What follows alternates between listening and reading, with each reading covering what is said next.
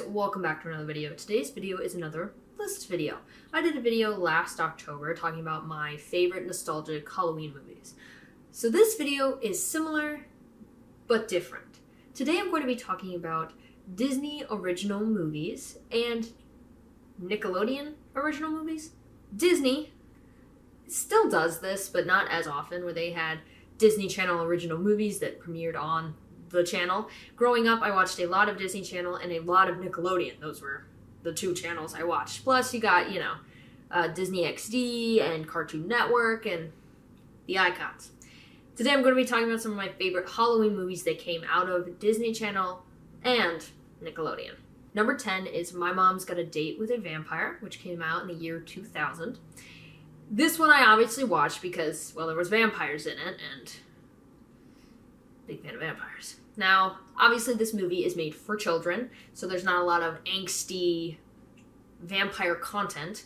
However, there is a set of siblings who have plans, and that get disrupted because their mom basically grounds them.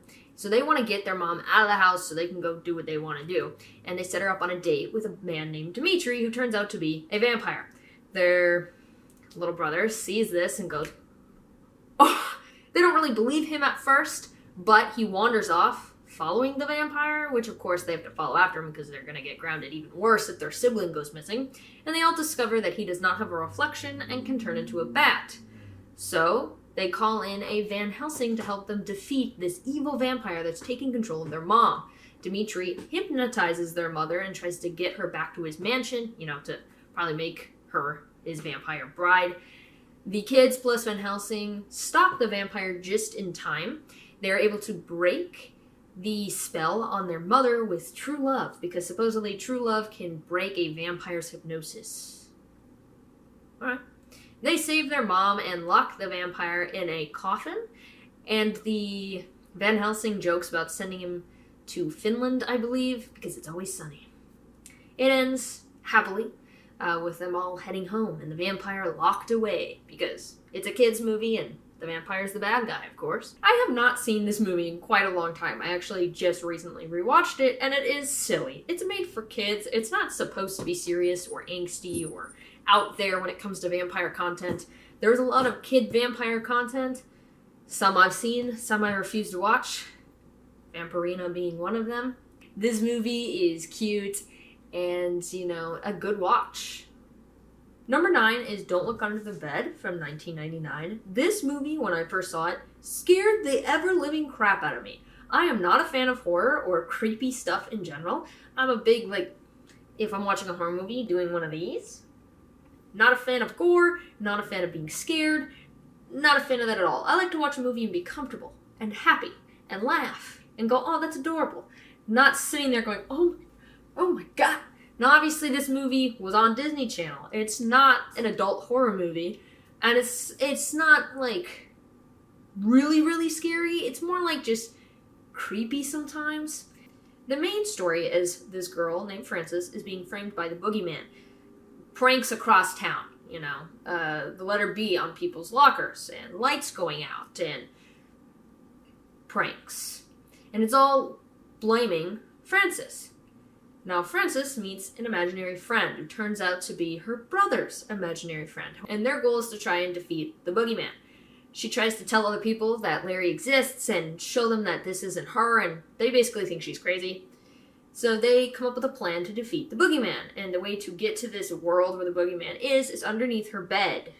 So they go down, and things get out of hand, Larry becomes a boogeyman himself. Things just get crazy, and in this universe, you become a boogeyman. An imaginary friend becomes a boogeyman if the child that believed in them stops believing too early. When it comes to Frances's case, when her brother got sick, she believed that she had to grow up. She could no longer believe in childish things, so she stopped believing in her imaginary friend, and she told her brother to do the same, eventually, with Larry. And so it's revealed at the very end that the boogeyman that's been causing all these problems is her old imaginary friend, Zoe. And the only way to truly save an imaginary friend from being a boogeyman is to believe in them again. To give them hope back. And so in the end, obviously, both of these imaginary friends are brought out of their boogeyman status and are believed in again. And, but they have to go off and defeat another boogeyman somewhere else, so they leave the kids on their own. And Frances is there to comfort her little brother while the imaginary friends are gone. And it's a very fantastical movie. It's very interesting and honestly creepy at times. Like, wow. But it's definitely a good watch if you're into, like, horror that isn't really, really scary. I mean, it's for kids. It's not going to be something like, holy crap. However, as a kid, it creeped me out. I have not watched this movie in quite a long time, so maybe if I rewatched it now, I'd be like, okay, this is lame, it's not scary at all, whatever. But when I was a kid, you better believe I was scared. No more boogeyman's coming for me, please. Number 8 is Under Wraps from 1997. I know there is a remake, and I think a second remake, and I think they might be making a third one. I have not seen any of the new ones. I'm talking about the original Under Wraps, not the remakes. The premise of this movie is that kids break into this house of a guy who supposedly just died and find a mummy in the basement. Now, because of what they did, moonlight hitting an amulet and whatever, the mummy wakes up and is alive. They freak out at first, but realize he's very harmless and kind of bumbling around and, you know, not really a threat. And they're like, hey, he's pretty cool. Let's just take him with us. So they try to protect the mummy because obviously people kind of freak out if they see a mummy walking around. And it's revealed that the guy who died actually faked his death to avoid tax evasion. Lovely. He finds out the mummy's missing, but he already has a buyer for the mummy, so he's kind of pissed. So he sends out his goons to try and get this mummy back. And the kids are obviously like, that ain't happening, so they try and protect their mummy friend. Eventually, they're at a Halloween party, and he is captured. The kids and a local, like, occult shop owner go and save the mummy from the evil man's clutches, but the mummy wants to return to his sarcophagus because he has a girl mummy waiting for him, and he wants to go back with her. And the kids obviously are emotional about this because, well, he's their friend, but he has to go. So him and his love go back to their sarcophagus and return to their dead state. It's a very cute movie, very silly. I mean, they brought a mummy to life and now they're besties. I have not seen the remake or the second, and I thought I heard rumors of a third. I don't know if it's an exact replica remake of the movie. I don't know. I have not seen it. But the original one is just, it's cute. It's cute. I'm a fan. I'm a fan of Goonies-style kids movies, you know, kids going on an adventure sort of thing. Big fan. Big fan. Number 7 is Scream Team, which came out in 2002. The premise of this is these two kids head to the house that their grandfather had just died in and find his ghost. His ghost is trying to tell them something like, hey, look at this. And while this is going on, they actually capture a ghost who breaks free, but they follow the ghost back to this building. And in this building, these ghosts are waiting in line in front of a mirror, which is to the afterlife. So basically, it's like the stamp, go on forward to wherever you're going, you know, like a train station for ghosts. They meet 3 ghosts. One is a bride, one is a, I believe, a parachuter who hit the ground, and a Civil War soldier. Those 3 are tasked with taking spirits who don't want to cross over and bringing them to cross over. Basically being like, you can't do that, it's time to go. And when they're done doing this job, they get to cross over, you know, once they've done their time. And so there's this evil spirit who has taken their grandfather and refuses to cross over and is collecting spirits to gain more power. Eventually, it's revealed at the end that he's not evil. Everyone believed that he burned his house down with his wife in it on purpose, and so he didn't really take kindly to that, and he told her that he would see her in the afterlife, but he wanted to get revenge on those who would say such things to him, and, you know, he let the anger consume him. But in reality, he was a scientist, I believe, working on things, and one of his experiments caused a fire that killed his wife. It was a complete accident. He wasn't trying to hurt her, it just happened. And so at the end of the movie, when, you know, he arrives in town and is like, I'm evil, The kids are like, hey, he's not evil, look, look all this stuff, and they try and get through to him, and eventually they do, saying that his wife is waiting for him on the other side. And they defeat the bad guy and free all the spirits that he has stolen, and they, are free, including their grandfather. And the movie ends where the grandfather is allowed to stay just a little bit longer to say goodbye to his family and his son specifically. His son and him were not very close, and so he finally got to have a chat with his son before crossing over. The Scream team does not get to cross over because of what happened. People now know that the afterlife exists, which is a no-no. You're not supposed to know about that. And so time has been added on to their job, so they can't cross over when they wanted to. But they get to hang out with, some ghost-fighting children. And it's a cute movie. I mean, it's adorable, and it reminds me a lot of Haunted Mansion, similar vibes. It's cute, and I enjoy it. Number 6 is Twitches from 2005. Twitches goes around these two girls who are twin witches. They are born in a separate realm, like where witches come from, and to save them, they are brought into the human world and separated. So each one is adopted by different families. They are given different names, and they grow up separately. Eventually, they run into one another and go, oh my god, we have the same face. Holy crap. And it's revealed that they are witches.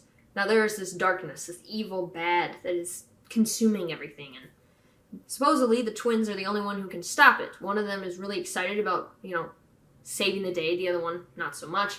They don't know each other. They spent 21 years of their life alone. So it's just not the same. Eventually, they grow to be like, we're sisters, we got this, and they defeat the bad guy, who's revealed to be their uncle. He's evil. He killed his own brother. Rude. And causes a lot of havoc, and takes out people that they love. But in the end, of course, they are brought back when the darkness is defeated. One represents the moon, one represents the sun. Combined, they save the day with love and light. There is a Twitches 2. I have seen both of them. I just prefer the first one. I don't usually watch a lot of witch content. I do enjoy it, but it's not my go-to. This movie I saw later in life. This was not a very nostalgic movie for me. I didn't see this until I was a teenager, but it's good. I mean, it's got all the hallmarks of a good childhood fantasy movie. You got drama and magic and love and whatever, and it was good. And if they wanted to make another Twitches, I would watch it. Just saying, I would. Number 5 is the newest movie on the list, which is Girl vs. Monster, which came out in 2012. The basic premise of this one is that a girl grows up in a hunter family. They hunt ghosts, mostly, just evil. They hunt the bad guys. She does not know this. She believes that they're, I believe, pest control. She doesn't know. She finds out in a really bad way that ghosts are real. And, I believe, if I remember correctly, ghosts can attach themselves to certain individuals. It's their fears, the darkness, the dark thoughts. She has a very powerful one. She causes fear, and she's a very powerful witch, and she has 2 cohorts. One is a scarecrow, and one is a old hag-looking lady, and each of them are the fears of her friends. And so she finds out she's a hunter, and she has to go through this whole idea of, I have to defeat bad guys. Her parents get kidnapped at one point. She's in love with this boy, but just doesn't know how, she's super confident, but now that her fear has returned, she just doesn't know how to do anything. And there's a whole musical aspect and a Halloween party, and it ends with her defeating her fear on the roof of a building. I believe her parents are tied up, and she has to defeat this fear and darkness that is trying to attach itself to her, and she saves the day.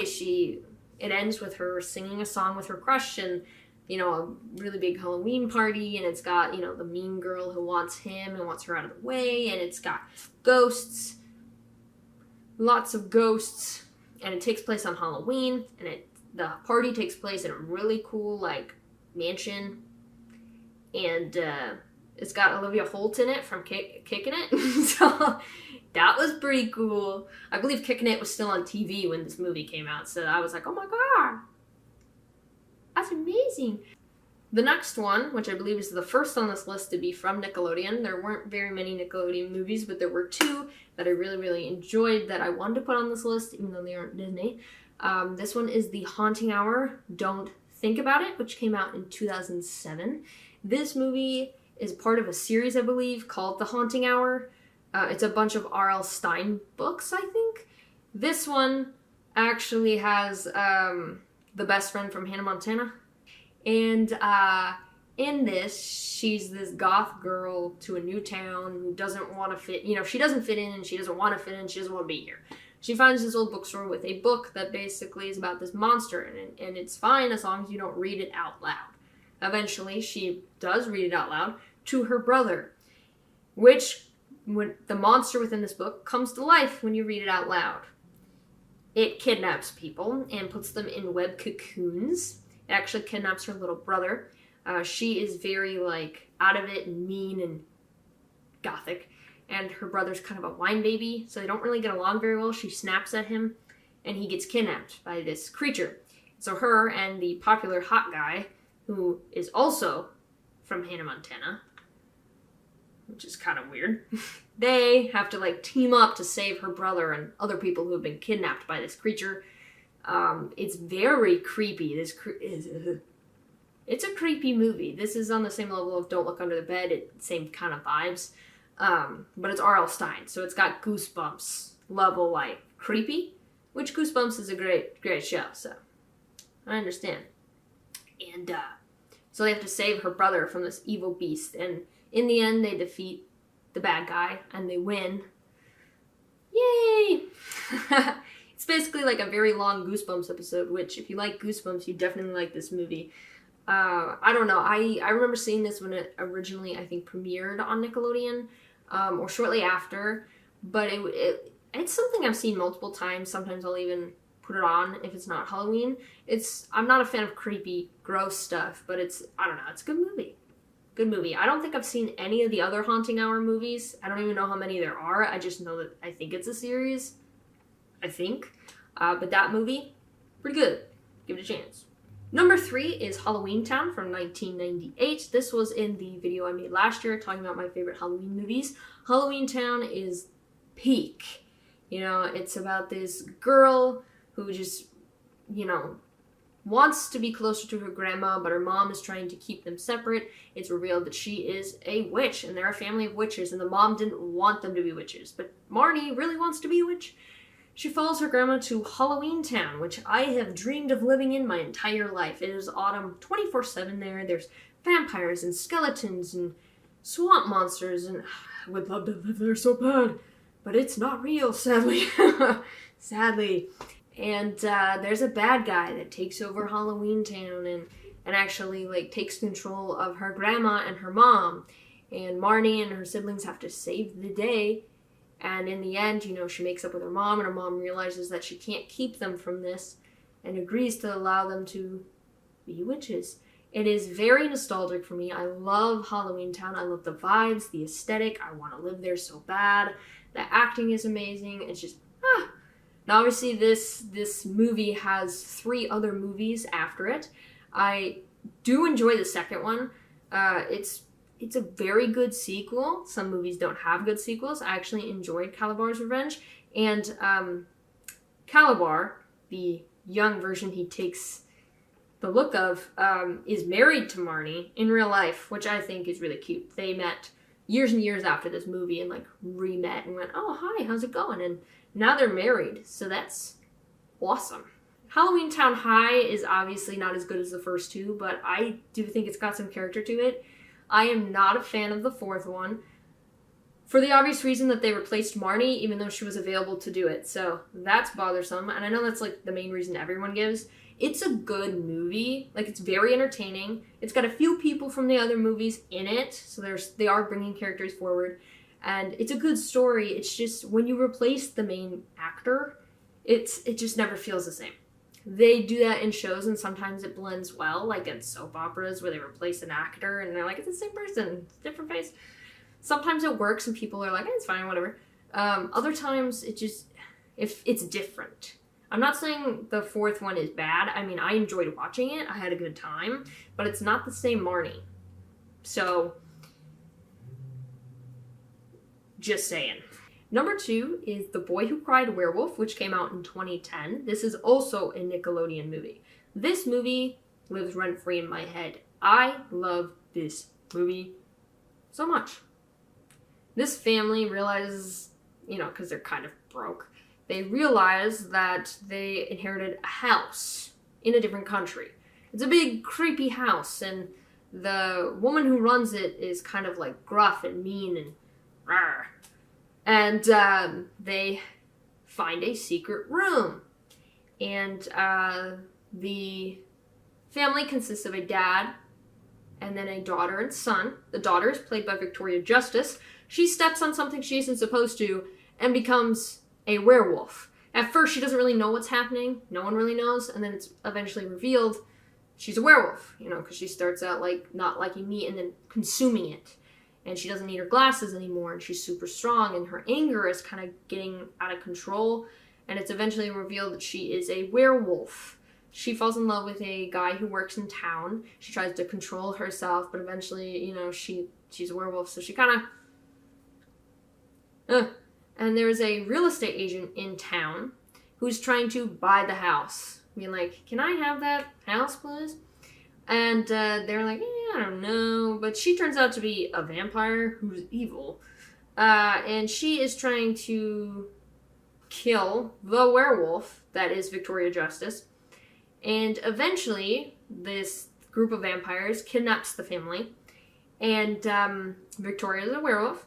And then it's revealed, when the moonlight hits her brother, he is also a werewolf. And that is because it runs, I believe, in the men's side of the family. Like, men become werewolves. And so he is, like, genetically a werewolf. Like, born that way. And she is a werewolf because she accidentally stepped on a vial filled with werewolf blood. So she was turned, like, against her will, not because she was genetically made to be a werewolf. And the movie is The Boy Who Cried Werewolf because her brother is an avid liar. He's a big fan of horror, and he lies all the time. And so when they're like, hey, she's a werewolf, obviously no one believes him. And so in the end, the dad is like, oh my god, what the hell? The vampire tries to kill the werewolves, fails, they live. Victoria gets to live happily ever after with her shop boyfriend. They stay in the house and in the country. She gets more confident, is not in her shell as much as she used to be. And her brother hopefully stops lying now that he is a werewolf. And it's a good movie. It's very funny.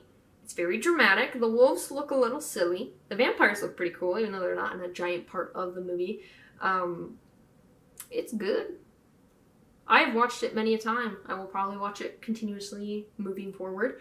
It's a great movie. If you have not seen it, highly recommend. And finally, number 1 on this list technically is not a Disney or Nickelodeon movie, but it was on Disney. Disney did get the rights to this movie and even censored some of the movies so they could have it on their channel, which is My Babysitter's a Vampire. I had to put this movie on this list because I love this movie so much. I love this movie so much. I have said this before, but I watched My Babysitter's a Vampire when it premiered on Disney Channel. And I watched every single episode of the show as it premiered on the channel. I didn't know till years later that it was a Canadian movie and TV show that Disney just got rights to and put on their channel. I thought it was just a Disney Channel original. It's not. However, it is my favorite, and I had to put it at number 1. It surrounds Ethan and Benny and Rory.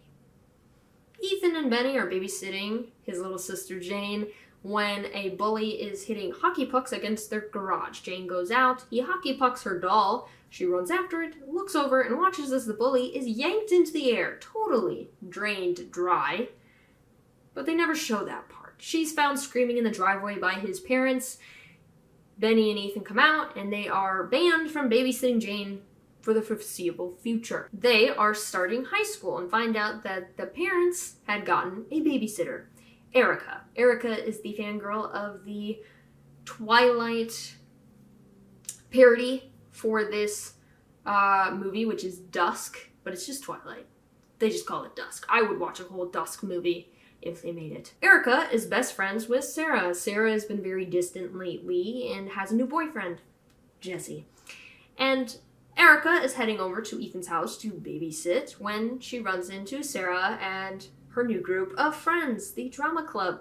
Erica decides that she's going to go to a party instead of babysit Ethan and Jane and walks off. Sarah and Jesse fight. It's revealed that Jesse's the one who turned her into a vampire or a fledgling. In this case, he flings her into the air and she ends up at Ethan's house. This movie has, a lot of twists and turns, but in the end, Jesse's defeated, Sarah is still a fledgling, and they live happily ever after. It's revealed in this universe that when you become a vampire, you are a fledgling for about 28 days, and then if you don't drink blood, you die.